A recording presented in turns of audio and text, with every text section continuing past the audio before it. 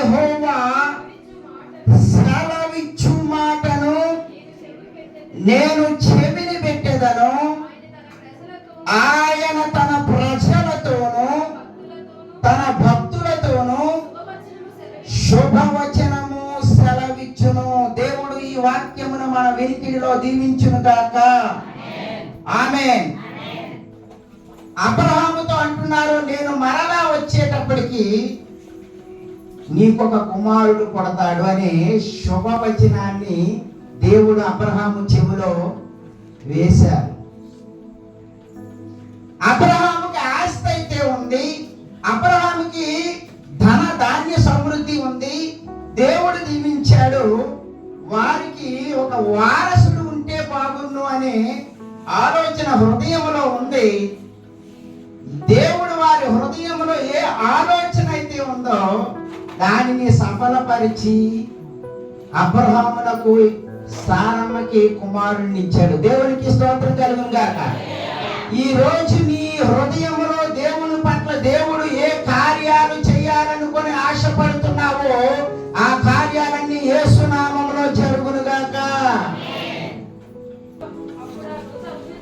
అప్పుడు ఆ దూత అతనితో, జకర్యా భయపడకము, నీ ప్రార్థన వినబడినది, నీ భార్య అయిన ఎలిజబెతు నీకు కుమారుని కనును, అతనికి యోహాను అని పేరు పెట్టుదువు.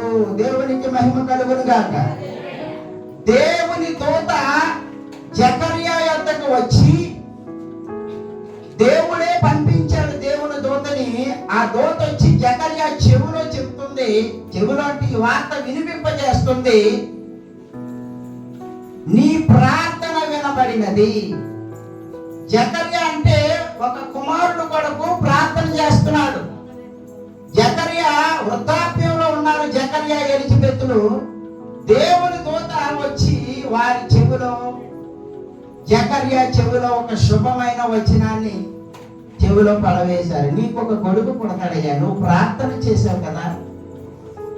ఈ రోజు నువ్వు ఉద్యోగం కోసము కానీ, వ్యాపారం కోసము కానీ, చదువు కోసము కానీ, నీ పనిలో కానీ నీకు విజయము కావాలి అంటే నువ్వేం చేయాలంటే ప్రార్థన చేయాలి. దేవుని సన్నిధికి వచ్చి, దేవునికి స్తోత్రం. దేవుడు నీ ప్రార్థనలన్నీ విని జవాబులు దయచేయును గాక.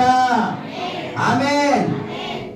ఆ దూత ఎప్పుడైతే చెవిలో చెప్పిందో నిజంగానే ఒక మగబిడ్డ పుట్టాడు. ఆయనకి యోహాన్ అనే పేరు పెట్టారు. ఆయనే బాప్తిస్మం ఇచ్చి యోహాను. నీ చెవిలో శుభ వాగ్దానాలను వినిపింపజేసే దేవుడు.